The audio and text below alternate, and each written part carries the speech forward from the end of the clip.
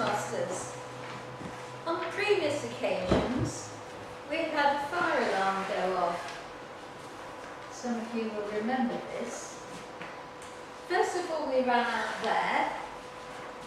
Then we decided it wasn't a real fire, and we decided to go out that way. We got outside. I realised I left my computer and my phone here, and I waited till I was pretty sure it wasn't a fire, and I came back in to fetch it, which I shouldn't have done because there could have been a fire. Eventually the fire brigade turned up and established there was no fire and came back in. It reminded me of all the times when there is a fire and you have to be prepared. I can't remember ever having had a fire drill here, but a lot of places, including hotels and schools, they have a fire drill. In my school, I remember we used to have it every day, every week, at lunchtime on a Friday, so that if there ever was a fire, we were all prepared. And my message to you today is that you should always be prepared on every occasion. Now, there are some people who are paranoid, like me, and on any occasion, if they walk into a restaurant, they're looking around to see how they would get out in an emergency. Is there anyone else like that, or am I the only one? Looks like I'm the only one, so I have to persuade you to do what I do. Interestingly, there was an event in America where a lot of people died in a train accident, and somebody went and interviewed the people who survived and asked them why they survived. And there was a man and his family, and he said when he got in the train, he read the instructions about which window to break and get out of in an emergency and what to do. And when the train crashed, he immediately went for that window and pulled everyone else out with him. And that was what made him survive. And that is a message for you. And the phrase I would like you to remember is the one from a campaign for road safety. It goes, "The life you save may be your own." Now, I consider I'm a survivor. Recently, I was sent an email online and a connection to a website called something like "How many weeks have you got left?" And it assumes that everybody has a life expectancy of about 80 years. And it puts all the weeks of all the years across the page. And you mark on it where you are now, and you look at how many weeks you've got left.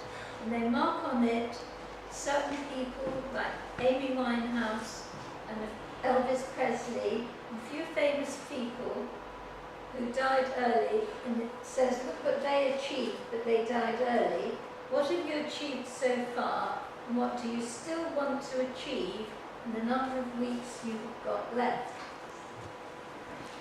It's quite chilling if you're over 50 to look at this and see that half of them have gone already. I've also been to talks given by people like Saga Holidays for the Elderly, when they talk about travel. And they say that after the age of 60, people they retire and they do their long haul travel to the Far East. They spend their money that they've been saving up.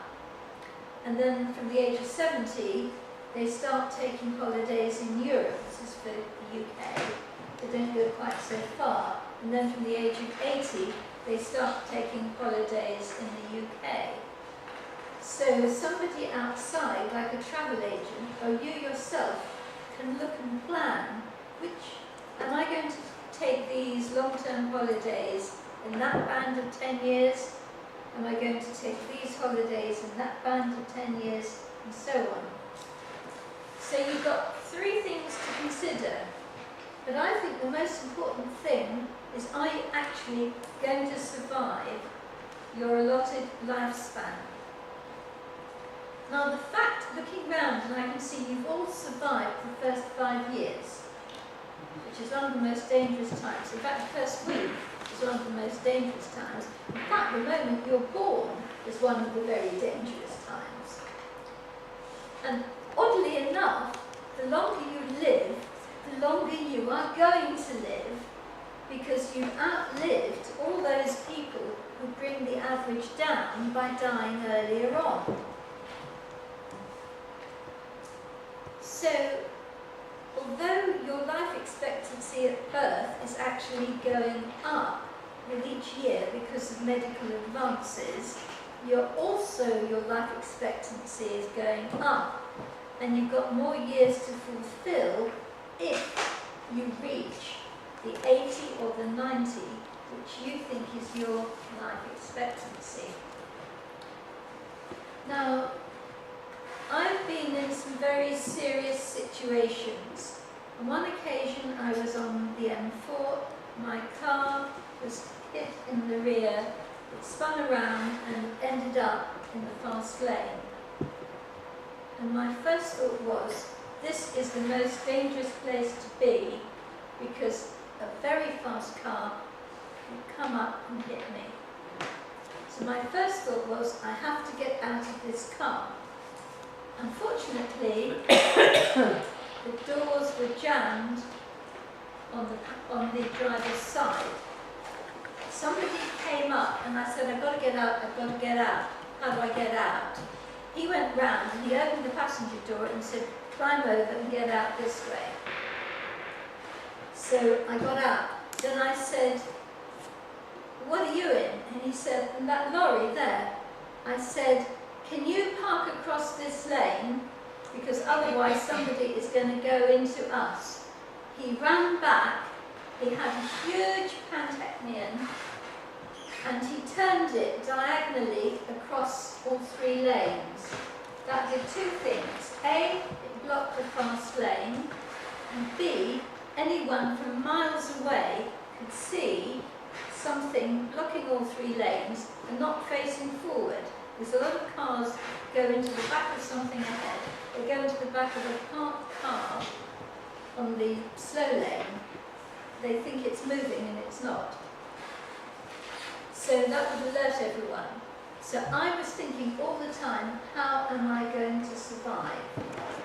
Now I want you, for the rest of your life, every day, every time you're on public transport, every time you're responsible for a group, to be thinking, how am I going to survive?